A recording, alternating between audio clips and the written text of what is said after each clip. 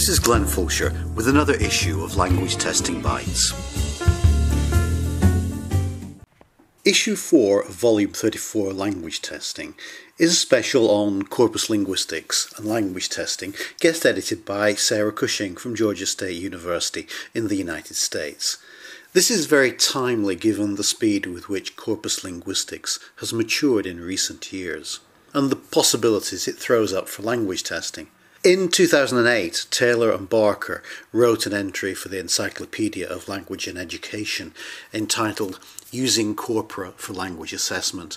But even at that stage, it wasn't entirely clear how corpora were to be employed in test design or language testing research. I can only find a few earlier direct references to the use of corpora in language testing. In 1991, Butler wrote an article in System on using concordancing to develop closed tests. And in 1996, Alderson asked the question about their potential future use. And in 2000, Hargreaves, who was then director of Cambridge Assessment, suggested that corpora could be used to identify which lexical items to test in order to assess collocational knowledge. Now, clearly things have moved on, and we're delighted to welcome Sara Cushing to Language Testing Bytes to tell us more. Sara, welcome to Language Testing Bytes, and thanks for agreeing to talk to our listeners about the use of corpus linguistics in language testing. Thanks, Glenn. I'm really excited about the upcoming special issue of language testing on this topic, so I'm glad you reached out to me to talk about it. Perhaps we can start off with a very basic question, just in case any of our listeners haven't come across or really engaged with corpus linguistics before. Can you briefly tell us what corpus linguistics is? Of course, great question. I'll just start with the definition that I quote in my introduction to the special issue. Corpus linguistics is, quote, the use of computer-assisted methods to study large quantities of real language.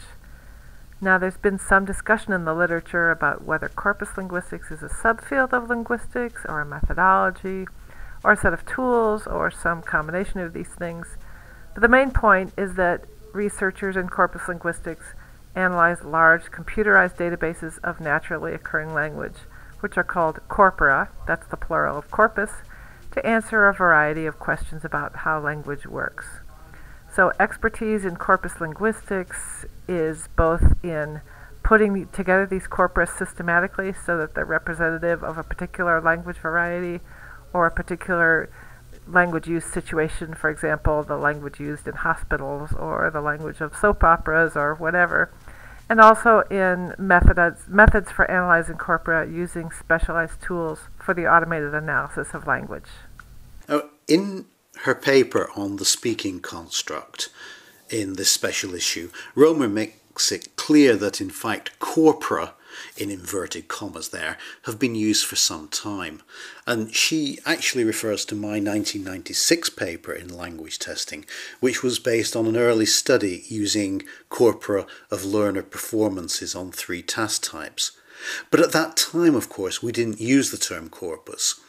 And the very first quick, that's keyword in context, KWIC, tools were in the early stages of development by researchers like Tim Johns at the University of Birmingham in the UK.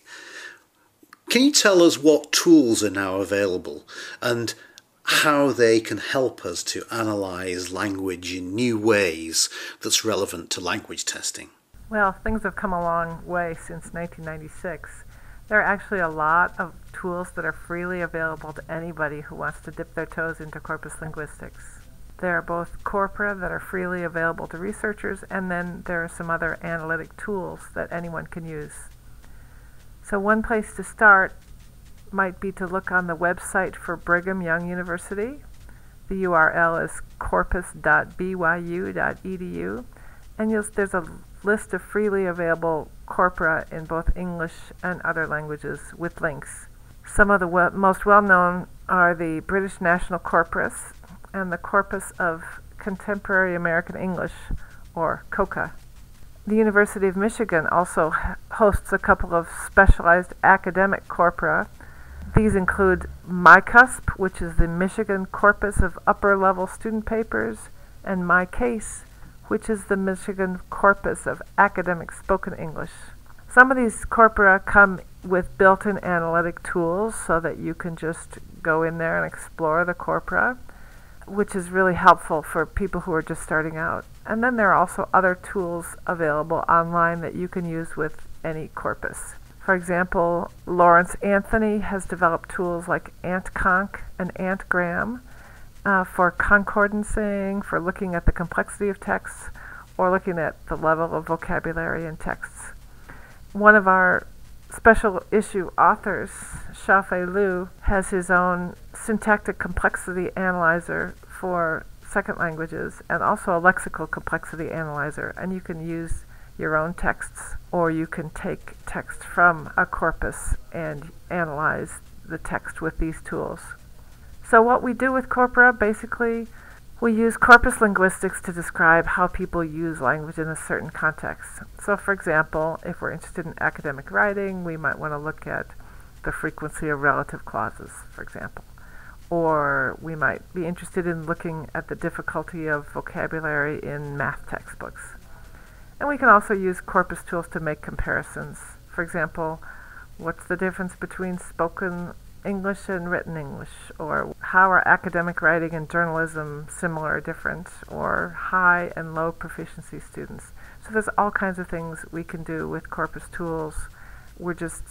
I'm just scratching the surface right now. I'd like to ask just one quick follow-on question. When I was reading the special issue, I got the feeling that there was more focus on writing, and in a sense, corpus approaches to assessing writing were, how shall I put this, kind of more sophisticated. Is my intuition well-founded? And if it is, why do you think this is the case? Well, there's kind of a simple answer for that. One thing that's important to understand is that a lot of the variables that are used in corpus analysis can only be looked at with written text. So, for example, looking at the number of words per clause or something like that, you need to have a transcript of oral language in order to measure those things. And there are a lot of decisions you have to make when you're transcribing oral language. It's very time and labor intensive, so naturally there's a lot more done with the writing, which is typically already in digital formats and more easily analyzed than oral language. Well, thanks for that clarification. I'd like to move on to the two major uses of corpora that are suggested in these papers. Egbert's article is pretty clear in stating that language testers can use corpora of language learner production, either writing or speech, or they can use corpora drawn from real-world domains to which language testers wish to make predictions from test scores. Can we focus on corpora of learner production first? What can language testers use such corpora for, and how might it help us in our work? There are actually several things that we can do with learner corpora, but I know we don't have a lot of time, so I'll just give you two examples. The first one is for item writing.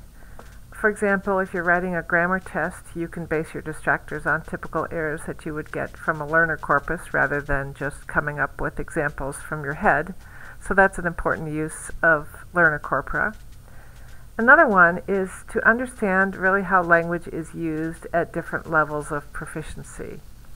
This can really be helpful for rating scale development and validation, and also for the development of automated scoring systems.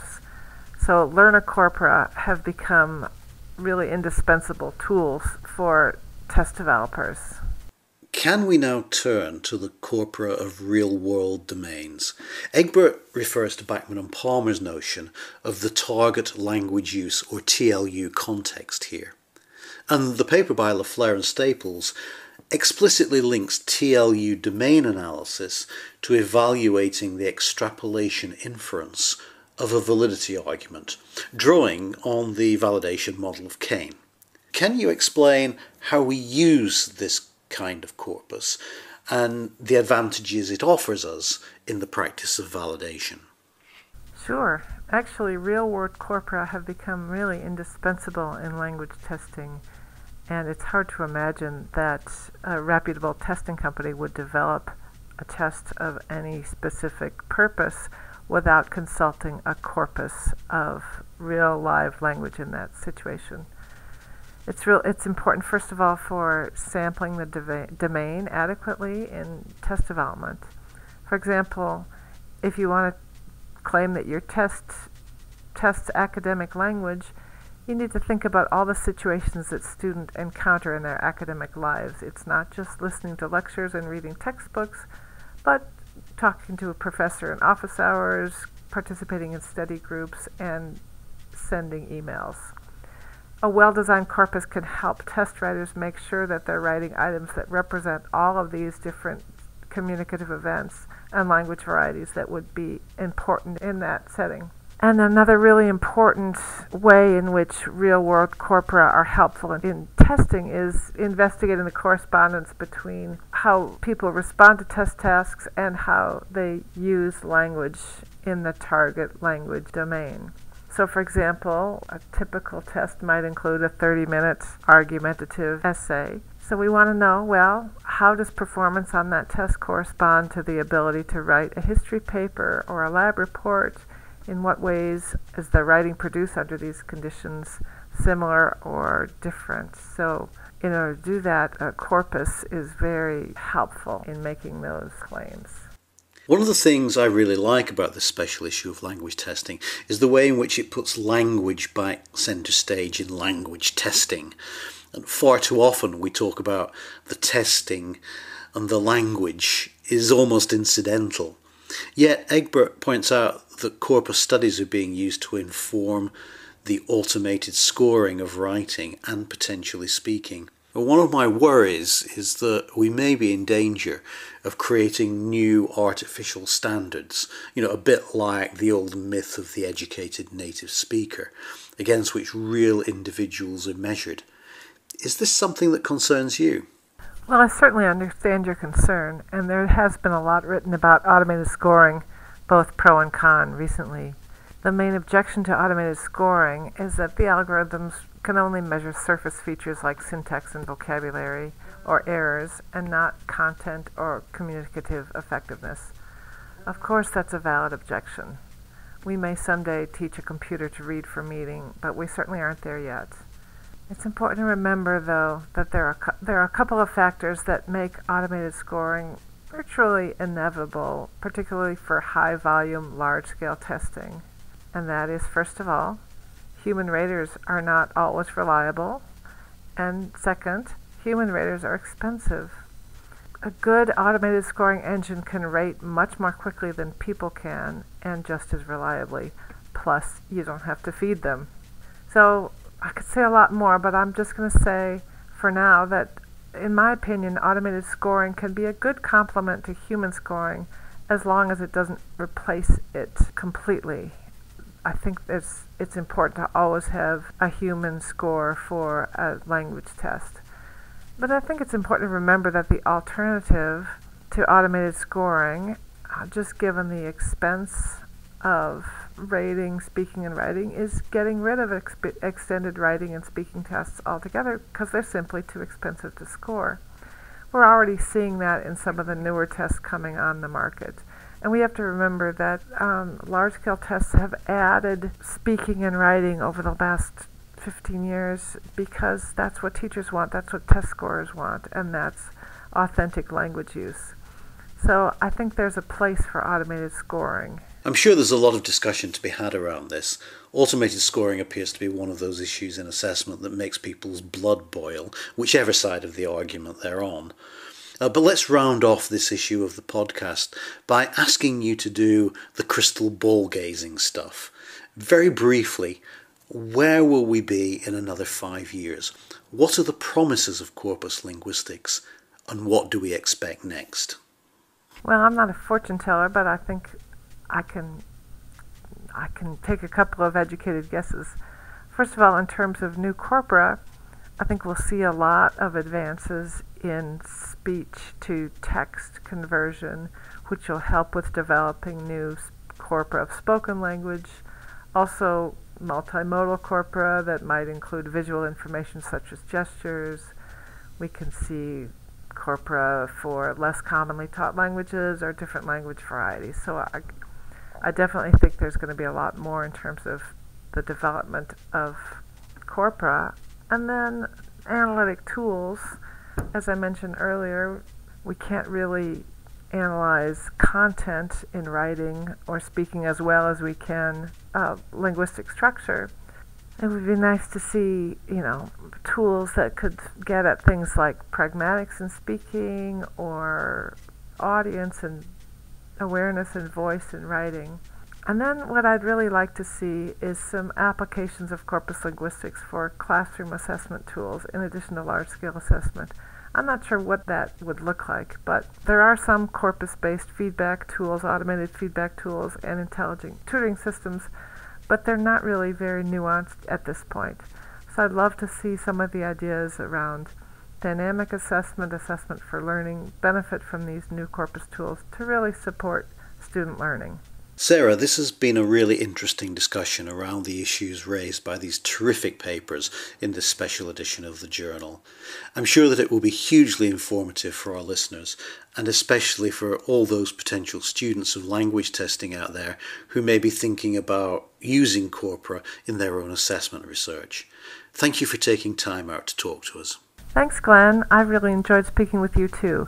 And I hope your listeners will feel free to reach out to me with their comments on the special issue or this podcast. Thank you for listening to this issue of Language Testing Bytes. Language Testing Bytes is a production of the journal Language Testing from Sage Publications.